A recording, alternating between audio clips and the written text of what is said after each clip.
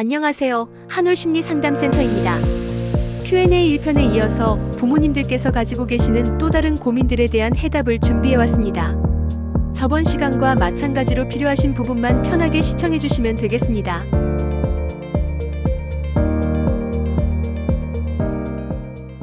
아이가 본인 스스로 선택해서 자기주도적으로 무엇이든 할 수 있게 하는 방법은 무엇이 있나요? 아이가 본인 스스로 선택하고 자기주도적으로 무엇이든 할 수 있게 하려면 아이에게 선택의 기회를 자주 주고 스스로 결정해 볼 수 있는 환경을 만들어주는 것이 중요합니다. 처음부터 큰 결정을 맡기기보다는 작은 일상 속 선택부터 시작하는 것이 좋습니다. 예를 들어 오늘 어떤 옷을 입을래?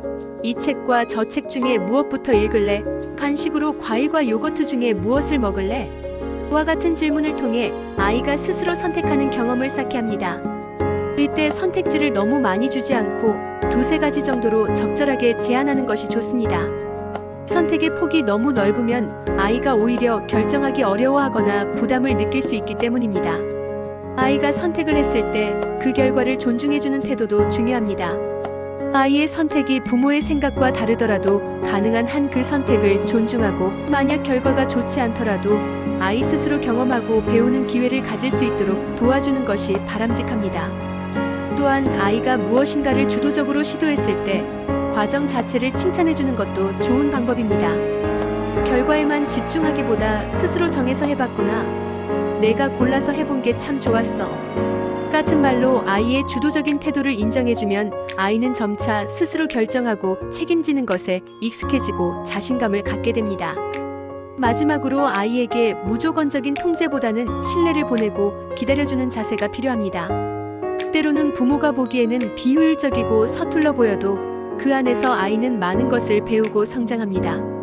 아이가 자신의 선택과 경험을 통해 배우며 성장할 수 있도록 따뜻하게 지켜보고 응원하는 것이 자기 주도성을 키우는 가장 좋은 방법입니다. 마음이 약해서 아이에게 강하게 지시를 못하겠어요. 아이가 잘못된 행동을 하거나 지도가 필요할 때 부모가 마음이 약해서 강하게 지시하거나 제재하는 것이 어려운 상황은 누구나 겪는 일입니다.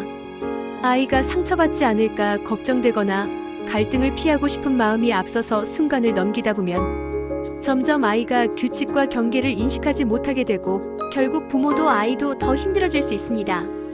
부모로서 중요한 태도는 마음은 단호하게 먹되 표현은 따뜻하고 차분하게 하는 것입니다. 강하게 지시한다는 것이 꼭 목소리를 높이거나 감정적으로 대응하는 것을 뜻하는 것은 아닙니다. 부드러운 말투로도 충분히 단호하게 의사를 전달할 수 있습니다. 예를 들어, 지금은 장난칠 시간이 아니야, 이제 멈추자 라고 차분하게 말하되 행동은 반드시 멈추게 해야 합니다. 부모가 규칙과 원칙을 흔들림 없이 지키는 모습을 보이는 것이 아이에게 훨씬 더 안정감을 줍니다. 또한 규칙과 약속을 미리 정해두는 것도 좋은 방법입니다. 아이에게 갑자기 제재를 하면 부모도 불편하고 아이도 당황하기 쉽습니다. 그래서 평소에 저녁 먹기 전에 간식을 먹지 않기로 하자. 만약 먹으면 오늘은 만화는 못 보는 거야. 와 같이 규칙과 그에 따른 결과를 미리 이야기해두면 아이는 상황을 예측하고 받아들이는 법을 배우게 됩니다. 중요한 것은 정해진 규칙을 부모가 일관되게 지키는 것입니다. 한 번은 봐주고 한 번은 지적하면 아이는 혼란스러워하고 결국 부모 말을 가볍게 여기게 됩니다. 마지막으로 아이를 제재했을 때 부모가 더 미안해하는 모습을 보이면 아이는 오히려 그 상황을 혼란스럽게 느낄 수 있습니다. 단호하게 규칙을 지키고 나서 상황이 정리되면 아이의 마음을 어루만져주고 왜 그런 지도가 필요했는지 설명해주는 것이 좋습니다. 이렇게 하면 아이도 부모의 사랑을 느끼면서 스스로 지켜야 할 선이 무엇인지 배워갈 수 있습니다. 마음이 약해 강하게 지시하기 어려울 때는 감정적인 태도가 아니라 원칙을 지키는 자세가 더 중요하다는 점을 기억하면 도움이 될 것입니다. 이유 없이 버럭 소리를 지르고 짜증내는 아이, 어떻게 해야 할까요? 부모 입장에서 아이가 이유 없이 갑자기 소리를 지르거나 짜증을 낼 때 정말 당황스럽고 속상하죠. 그런데 사실 아이의 이런 행동에는 겉으로 드러나지 않는 감정의 원인이나 신호가 숨어 있는 경우가 많습니다. 아이는 아직 자신의 감정을 잘 설명하거나 조절하는 능력이 미숙하기 때문에 답답함이나 불안, 스트레스, 피로, 관심을 받고 싶은 마음이 버럭하는 행동으로 나타날 수 있습니다. 이럴 때 부모가 함께 감정을 조절해주는 방법을 알아두면 도움이 됩니다. 먼저 아이가 갑자기 소리를 지르거나 짜증을 낼 때 바로 훈계하거나 화를 내기보다 아이의 감정을 인정해주는 것이 중요합니다. 아, 지금 많이 화가 났구나. 기분이 안 좋은 일이 있었나 보네. 처럼 아이의 감정을 받아주는 말을 해주면 아이는 자신이 존중받고 있다고 느끼고 점차 진정하려는 태도를 보입니다. 이때 감정을 그대로 두면서도 행동에 대한 기준은 지켜야 합니다. 화가 나는 건 괜찮지만 소리를 지르는 건 안 돼. 조용히 말로 알려줘.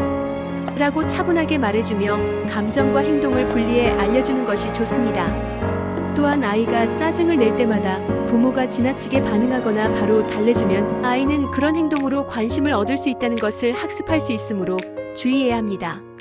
만약 반복적으로 이유 없이 짜증을 부리면 지금 짜증내면 서로 기분이 나빠져 진정되면 다시 이야기하자 하고 잠시 거리를 두는 것도 효과적입니다. 아이가 스스로 감정을 가라앉힐 시간을 주고 상황이 정리되었을 때 왜 그런 기분이 들었는지 조용히 물어보며 감정을 말로 표현하는 연습을 시켜주는 것이 중요합니다. 무엇보다 평소에 아이가 자신의 감정을 자연스럽게 표현할 수 있는 기회를 자주 만들어주면 갑작스러운 짜증이나 소리 지르기 같은 감정 폭발이 줄어듭니다. 하루 중에 오늘 기분 어땠어? 화나는 일은 없었어? 좋았던 일은 뭐야? 같은 질문을 하며 감정을 대화로 나누는 습관을 들여보세요. 이렇게 하면 아이도 점차 자신의 감정을 말로 풀고 조절하는 법을 배워갈 수 있습니다. 아이의 버럭 짜증에는 이유 없는 감정은 없다는 점을 기억하고 감정을 읽어주고 조절하는 법을 함께 익혀가는 것이 가장 좋은 방법입니다. 아이가 스스로 정한 목표가 부모가 생각하는 목표에 크게 미치지 못한다면 어떻게 조율해야 할까요? 아이가 스스로 정한 목표가 부모가 기대하는 수준에 못 미친다고 느껴질 때 부모 입장에서는 답답하고 걱정스러운 마음이 드는 것이 당연합니다. 하지만 이럴 때 중요한 건 아이의 자기 주도성을 존중하면서도 자연스럽게 동기를 북돋워주는 방향으로 조율하는 것입니다. 먼저 아이가 정한 목표를 무시하거나 바로 수정하려 하기보다 그 목표를 진심으로 인정하고 칭찬해주는 것이 우선입니다. 아이가 스스로 목표를 세웠다는 것 자체가 매우 중요한 성장의 과정이기 때문입니다. 예를 들어 부모는 수학 90점 이상을 기대하지만 아이는 이번 달엔 숙제를 빠뜨리지 않기를 목표로 삼았다면 우선 내가 스스로 그렇게 정했다니 정말 좋다. 목표를 세우는 건 멋진 일이야. 라고 인정해주는 것이 아이의 동기를 지켜주는 방법입니다.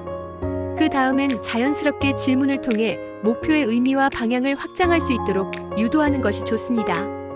그 목표를 이루면 어떤 점이 제일 좋을까? 혹시 그 다음엔 어떤 걸 더 해보고 싶어? 같은 질문으로 아이 스스로 목표를 점검하고 조금씩 높이거나 구체화할 수 있도록 도와줍니다. 이런 식으로 아이가 조금 더 도전적인 목표에 흥미를 느끼도록 분위기를 만들어주는 것이 효과적입니다. 또한 부모의 기대도 솔직하게 전달하되 비교나 강요가 아닌 응원의 말로 표현하는 것이 좋습니다. 사실 엄마는 내가 수학 점수도 조금 더 올려보면 좋겠다는 생각을 했었는데 내가 숙제부터 잘해보겠다고 정했다니 정말 좋아. 만약 숙제 잘 지키고 나면 그 다음에 점수 올리기에도 도전해보는 건 어때? 처럼 아이의 목표를 존중하면서 부모의 바람도 자연스럽게 연결시켜 대화를 이어가는 것이 바람직합니다. 가장 중요한 건 목표의 크기보다 아이 스스로 계획하고 해보는 경험이 훨씬 더 값지다는 사실입니다. 그 경험 속에서 스스로 동기와 가능성을 키워갈 때 다음 목표는 자연스럽게 더 성장하게 됩니다. 부모가 조급하게 기대치를 맞추려 하기보다는 아이의 속도와 동기를 믿고 목표를 함께 점검하고 확장해가는 조율의 과정을 따뜻하게 이어가는 것이 가장 좋은 방법입니다. 아이가 게임을 스스로 조절할 수 있도록 하는 방법이 궁금합니다. 먼저 게임을 무조건 나쁘다고만 여기지 않는 태도가 필요합니다. 아이에게 좋아하는 게임을 아예 못하게 하거나 금지하면 오히려 몰래 하거나 거짓말을 하게 될 가능성이 커집니다. 그래서 게임도 하나의 놀이활동이며 다만 적절한 시간과 방식이 필요하다는 사실을 아이와 대화로 풀어내는 것이 첫 번째입니다.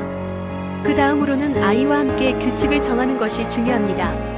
부모가 일방적으로 시간을 정하기보다 아이가 원하는 시간과 부모가 생각하는 적정 시간을 서로 이야기하며 타협점을 찾는 과정이 필요합니다.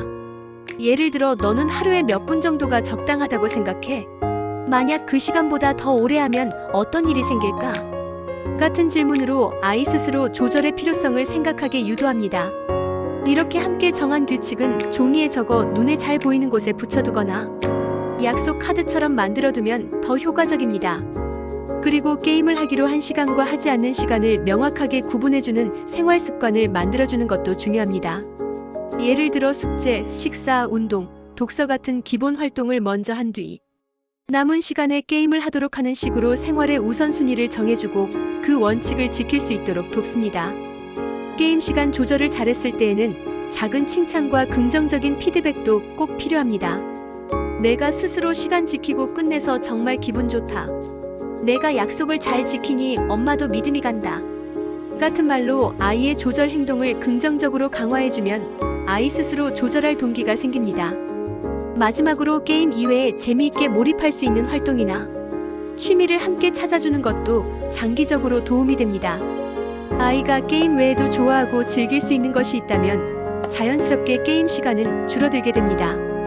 중요한 건 억지로 뺏기보다는 스스로 균형을 찾게 돕는 과정이라는 점을 기억하면 좋겠습니다. 아이를 키우는 일엔 정답이 없고 매일매일이 도전의 연속이죠. 오늘 영상에서는 아이의 자기주도성부터 감정 조절, 목표 설정, 게임 습관까지 다양한 상황에서 부모로서 어떻게 지혜롭게 대처할 수 있을지 함께 이야기해봤습니다. 어떤 순간에도 중요한 건 아이를 있는 그대로 이해하고 존중하는 마음이라는 것 잊지 마세요. 오늘 영상이 여러분의 육아 여정에 작은 힌트가 되었길 바랍니다. 다음 영상에서도 더 깊이 있는 이야기로 찾아뵙겠습니다. 시청해주셔서 감사합니다.